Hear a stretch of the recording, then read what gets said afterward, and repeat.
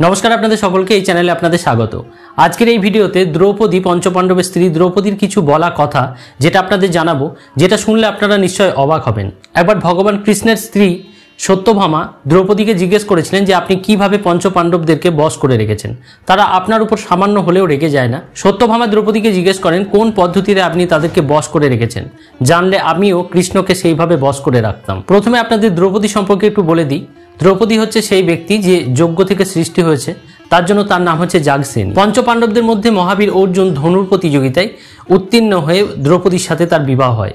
এই দ্রৌপদীকে নিয়ে যখন পঞ্চভাইয়ের সঙ্গে যখন কুটিরের মধ্যে ফিরছেন, তখন ঘরের মধ্যে থাকা মাতা কুন্তিকে বলছেন যে দেখো মা, আমরা কি নিয়ে এসেছি।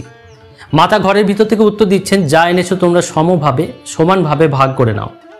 এই কথার জন্যই দ্রৌপদীকে পঞ্চ ভাইয়ের সাথে বিবাহ করতে হয়েছে। দ্রৌপদী, যার নাম পাঞ্চালী, সে প্রথমে মেনে না নিলেও পরে সে মেনে নেয়। দ্রৌপদী এমন এক ব্যক্তি যে পঞ্চপাণ্ডব দ্রৌপদীর ওপর কোনো সময় এক পলকের জন্য কোনোদিন রেগে যায়নি। দ্রৌপদীর ধর্ম নিষ্ঠাকে পঞ্চপাণ্ডব সম্মান জানাতেন। একবার ঘটনাটা এরকম ঘটেছিল যে পঞ্চপাণ্ডব একটা আশ্রমের মধ্যে বসবাস করছিল কিছু ব্রাহ্মণের সাথে। এরকম সময় ভগবান শ্রীকৃষ্ণ এবং তার স্ত্রী সত্যভামা তাদের সাথে দেখা করতে আসে। এই সময়ই দ্রৌপদীর সাথে সত্যভামা অনেক রকম গল্প করছিল একসাথে বসে। এই গল্প করার মাঝে কুরু বংশ এবং যদু বংশ নিয়ে আলোচনা চলছিল। তখনই সত্যভামা দ্রৌপদীকে জিজ্ঞেস করেন যে এই পঞ্চপাণ্ডবকে সে কিভাবে বশ করে রেখেছে। সত্যভামা দ্রৌপদীর কাছে জানতে চায় যে পঞ্চপাণ্ডব কেন আপনার উপরে কোনো সময় বিরক্তি প্রকাশ করে না, সবসময় নম্র ভদ্রভাবে ব্যবহার করে। সত্যভামা বলে, যেভাবে আপনি বশ করেছেন আমাকে অনুগ্রহ করে বলুন, আমি কৃষ্ণকে সেইভাবেই বশ করতে চাই। এই সত্যভামা সবসময় চাইতো কৃষ্ণ তার বশে থাকুক, তার বশীভূত হয়ে থাকুক। সত্যভামা দ্রৌপদীকে জিজ্ঞেস করে কোন উপায়ে বশীভূত করেছেন, কোনো ঔষধ খাইয়ে কিংবা কোনো রকম কামশাস্ত্র দিয়ে, কোনো রকম মন্ত্র দিয়ে, বা সঙ্গম করার সময় স্নান করে একসাথে, কোনো রকম রূপ দেখিয়ে বা যজ্ঞ করে জপ করে বা কোনো রকম কাজল পরিয়ে তাদেরকে বশ করিয়েছেন। সত্যভামা পাঞ্চালীকে বলে, হে পাঞ্চালী, তুমি আমার সৌভাগ্যজনক আশ্চর্য কোনো উপায় বলো যেটা দিয়ে আমি কৃষ্ণকে নিরন্তর বশীভূত করে রাখতে পারি। এবার সত্যভামার এই কথা শুনে দ্রৌপদী বলে, সত্যভামা, তুমি আমাকে যে কথাগুলো জিজ্ঞেস করলে, এই কথাগুলো যারা অসৎ স্ত্রী লোক আছে তারা করে থাকে। এসব অধর্মী স্ত্রী লোক আছে এই উপায় দ্বারা বশীভূত করে তার স্বামীকে। দ্রৌপদী সত্যভামাকে বলে, তুমি বুদ্ধিমতী, তুমি কৃষ্ণের স্ত্রী মহিষী, তোমার মুখে এই কথা শোভা দেয় না, তোমার এরকম কথা জিজ্ঞেস করা উচিত নয়। দ্রৌপদী সত্যভামাকে আরও বলে যে তুমি যে উপায়ে বশ করার কথা বললে, এইসবভাবে যদি বশ করা হয় তাহলে সেই স্ত্রী মনে মনে জানবে যে সে তার স্বামীকে এইভাবে বশ করেছে। সে সবসময় উদ্বিগ্ন থাকবে। উদ্বিগ্ন ব্যক্তির কোনো সময় সুখ হয় না। আর সেই স্ত্রীর স্বামী যখন জানতে পারবে যে তার স্ত্রী তাকে এইভাবে বশ করেছে, সে তখন তার স্ত্রীর ওপর বিষধর সাপের মতো ব্যবহার করবে।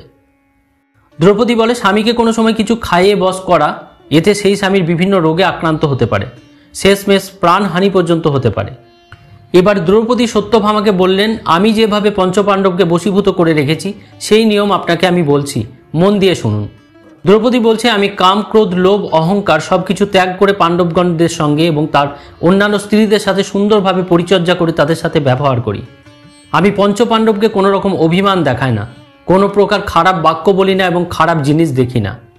কোনো সময় পঞ্চপাণ্ডবের সামনে দ্রুত পদে পদসঞ্চার অর্থাৎ তাড়াতাড়ি হেঁটে যাওয়া বা মন্দ রূপে গমন করা কিংবা কুৎসিতভাবে উপবেশন করি না, অর্থাৎ নিজের রূপকে কোনো সময় খারাপ করে থাকি না, আর কোনো সময় খারাপভাবে তাদের সামনে বসিও না।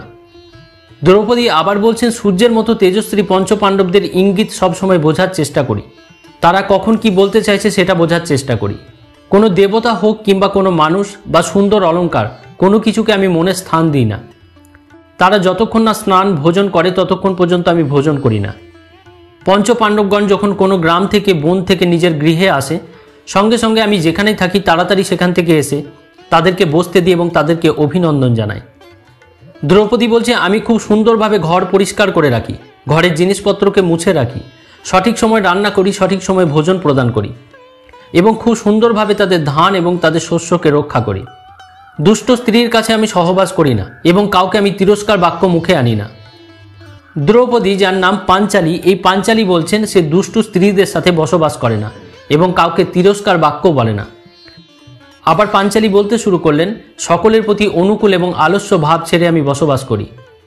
পরিহাস বাক্য ছাড়া আমি কোনো সময় হাসি না, এমনকি আমি উচ্চ আওয়াজেও হাসি না। আমি পঞ্চপাণ্ডবের প্রতি রাগ বিদ্বেষ সব ত্যাগ করে সত্যভাবে তাদের নিরন্তর সেবা করে যাই।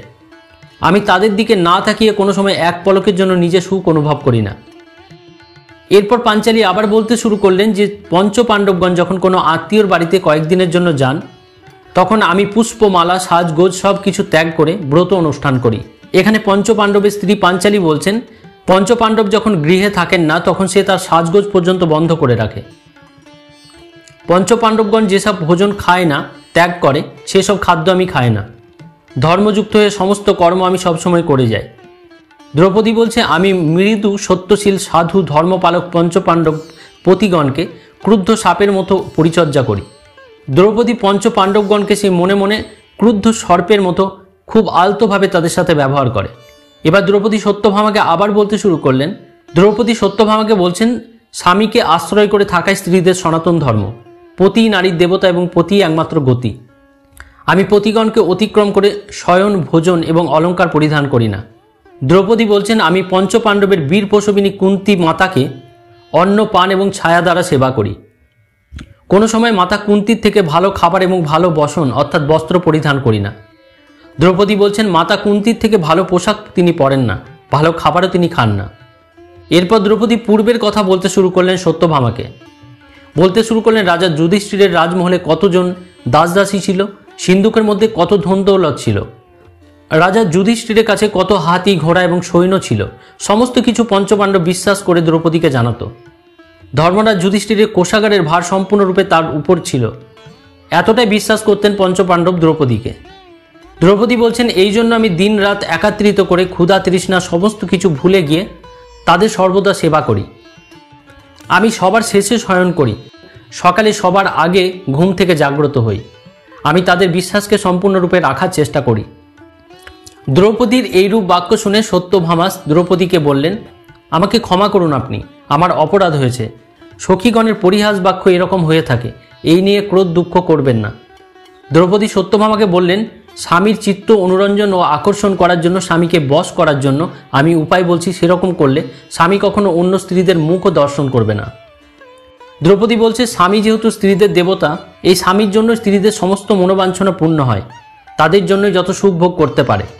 যেসব স্ত্রীলোক সাধনায় যুক্ত থাকে তারা প্রথমে দুঃখ ভোগ করে এবং পরে সুখ ভোগ করে।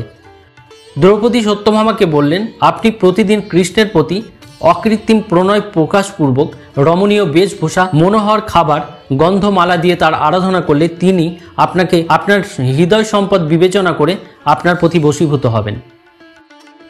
যখনই স্বামীর গলার আওয়াজ পাবেন, তখনই যেখানেই থাকবেন সেখান থেকে গিয়ে তাড়াতাড়ি তার সামনে দণ্ডায়মান দাঁড়িয়ে থাকবেন। তাকে প্রথমে জল এবং আসন দিয়ে অভিনন্দন জানাবেন।